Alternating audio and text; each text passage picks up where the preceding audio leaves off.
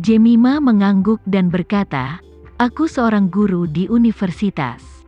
Nanako mengacungkan jempol dan memuji, "Untuk dapat mengajar di Universitas Jakarta kamu harus memiliki gelar doktor." Sungguh menakjubkan. Jemima membelai rambutnya, dan berkata dengan rendah hati dan canggung, "Gelar doktor bukanlah hal yang istimewa, dan sekarang terlalu banyak orang dengan gelar doktor." Sambil berbicara, lift berhenti di lantai pertama, dan Jemima bergegas keluar dari lift. Setelah keluar, sebelum pergi, Jemima berpura-pura tenang dan menyapa Nanako, dan berkata dengan sopan, "Yah, aku pergi dulu." "Baik." Melihat punggung Jemima, Nanako merasa dia agak aneh. Tapi dia tidak tahu apa yang aneh. Dia tampaknya sedikit takut padanya. Matanya salah ketika dia melihatnya, dan untuk beberapa alasan ketika dia keluar dari lift, sepertinya dia merasa sedikit lega. Nanako masih berpikir pada dirinya sendiri, apakah aku begitu menakutkan? Berpikir seperti ini, lift sudah mencapai garasi bawah tanah. Setelah menunggu sekitar 5 menit, Tama pergi ke ruang bawah tanah. Nanako buru-buru berdiri di samping dan menantikannya. Setelah Tama memarkir mobil, dia segera datang ke mobil dan menunggu. Begitu Tama keluar dari mobil, Nanako melambai padanya dengan tidak sabar, kemudian membungkuk sedikit dan berkata, "Tuan Renza, kamu telah bekerja keras sepanjang jalan." Tama tertegun sejenak, lalu tersenyum dan berkata, "Tidak sulit. Sudah berapa lama kamu menunggu di sini?" Nanako buru-buru berkata, "Aku baru saja tiba." Setelah dia selesai berbicara, dia buru-buru bertanya lagi, "Tuan Renza, apa yang kamu katakan lebih penting? Mari kita bicarakan di atas." Nanako tersenyum manis, dan memberi isyarat mengundang, "Tuan Renza, mari." Keduanya masuk ke lift bersama, dan Nanako menggesek kartu dan menekan tombol lantai. Lalu dia berkata kepada Tama, "Tuan Renza, ada wanita cantik yang tinggal di lantai atas, dan dia juga seorang guru di Universitas Jakarta." "Benarkah?" Tama bertanya dengan rasa ingin tahu, "Bagaimana kamu tahu?" Nanako berkata, "Aku baru saja turun dari lift dengannya, jadi kami mengobrol sebentar." Tama mengangguk, dan berkata dengan santai, "Para guru Universitas Jakarta dapat membeli di komunitas ini, dan mereka memiliki tipe apartemen yang sama denganmu. Sumber daya keuangan agak tidak biasa. Aku khawatir guru biasa tidak mampu membeli rumah senilai puluhan miliar. Belum lagi kamu bilang dia cantik, dia seharusnya masih sangat muda, dan bahkan lebih sulit bagi kaum muda untuk memiliki tabungan. Dan ada kemungkinan besar dia adalah generasi kedua yang kaya." Nanako setuju, analisis Tuan Renza masuk akal. "Menurutku dia memiliki temperamen yang baik. Dia seharusnya dimanjakan dan dijaga dengan hati-hati sejak kecil." Tama bersenandung tapi tidak memasukkannya ke dalam hati. Saat ini, lift baru saja tiba di lantai tempat rumah Nanako berada. Pintu lift terbuka, dan Nanako mengundang Tama ke kamar. Saat ini Nanako sudah menyiapkan tea set yang dibutuhkan untuk upacara minum teh di ruang tamu, dan berkata dengan gembira kepada Tama begitu dia memasuki pintu, "Silakan duduk, Tuan Tama, dan aku akan membantumu membuat teh." Tama mengangguk, dan berpisah dari Nanako di atas nampan teh. Duduk berseberangan, dia bertanya, "Nanako, apakah kamu masih sering berlatih seni bela diri akhir-akhir ini?" Nanako tidak tahu mengapa Tama tiba-tiba menanyakan hal ini, dan berkata jujur, "Aku jarang memiliki kesempatan untuk berlatih seni bela diri akhir-akhir ini. Aku yang mengurusi urusan keluarga, jadi sulit bagiku untuk meluangkan waktu berlatih silat seperti dulu. Dan sekarang aku hampir tidak banyak berlatih kecuali beberapa waktu untuk melatih kelenturan anggota badan setiap hari." Kemudian, dia bertanya kepada Tama, "Tuan Renza, kenapa kamu tiba-tiba menanyakan ini?" Tama sedikit tersenyum dan bertanya padanya, "Nanako, apakah kamu ingin belajar seni bela diri?" "Seni bela diri?" Nanako bertanya dengan takjub, Tuan Renza berbicara tentang seni bela diri? Bisakah aku?" Saat dia berbicara, dia berkata dengan lembut, "Tuan Renza, lagi pula aku bukan dari Indonesia."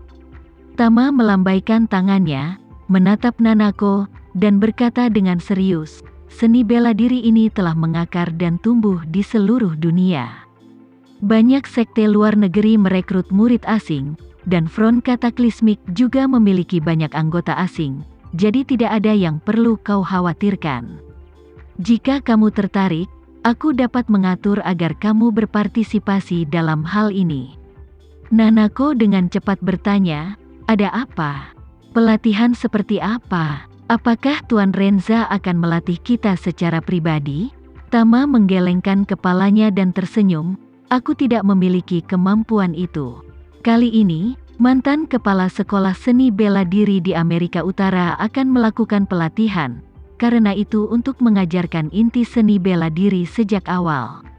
Oleh karena itu, sangat ramah bagi mereka yang tidak mengenalnya." Nanako berkata dengan sedikit tidak percaya diri, "Tuan Renza, aku telah berlatih seni bela diri Jepang dan pertarungan sanda.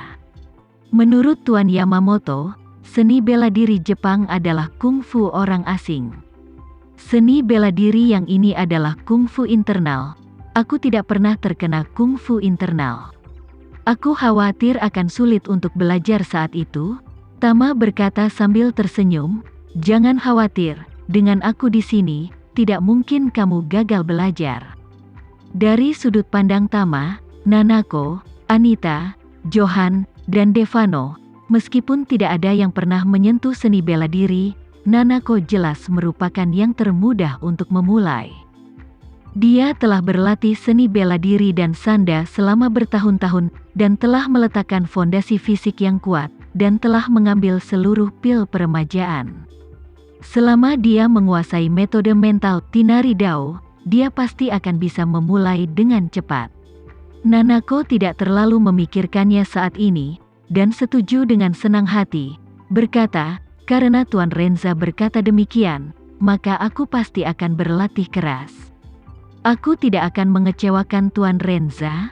Setelah itu, dia tiba-tiba memikirkan sesuatu dan bertanya, "Tuan Renza, aku tidak tahu berapa lama pelatihan ini akan berlangsung?"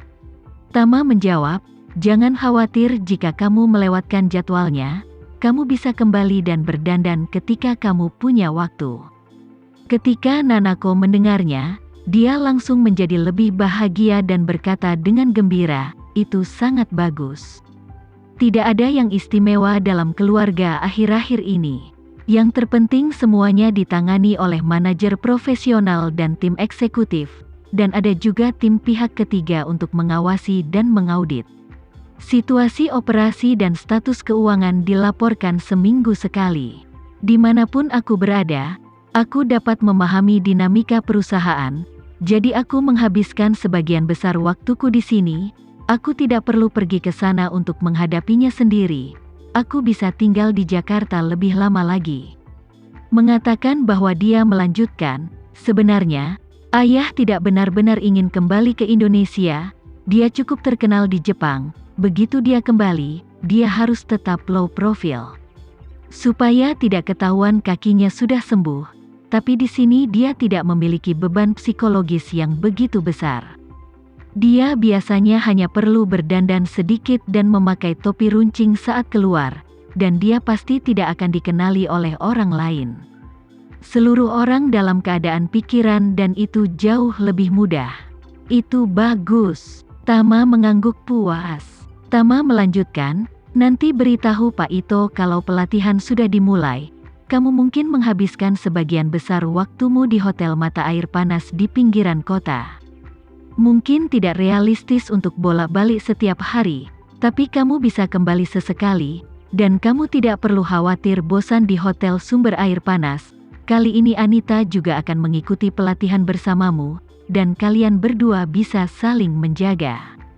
Nanako sangat terkejut dan dia bertanya, "Anita juga akan bergabung? Itu sangat bagus.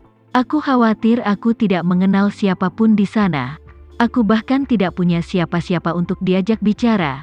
Jika dia ada di sini, aku akan punya teman. Kemudian, Nanako menyerahkan cangkir teh kepada Tama, dan berkata sambil tersenyum, "Tuan Renza, tolong minum teh." Tama mengambil cangkir tehnya, menyesapnya, dan sebelum meletakkannya, dia menerima telepon dari nomor yang tidak dikenalnya. Dia meletakkan cangkir teh kembali di atas meja teh.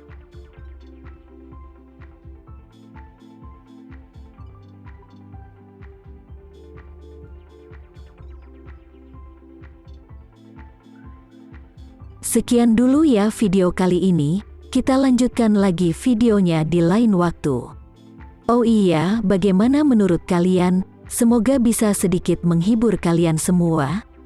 Untuk teman-teman yang baru nonton, jangan lupa subscribe ya, hehehe.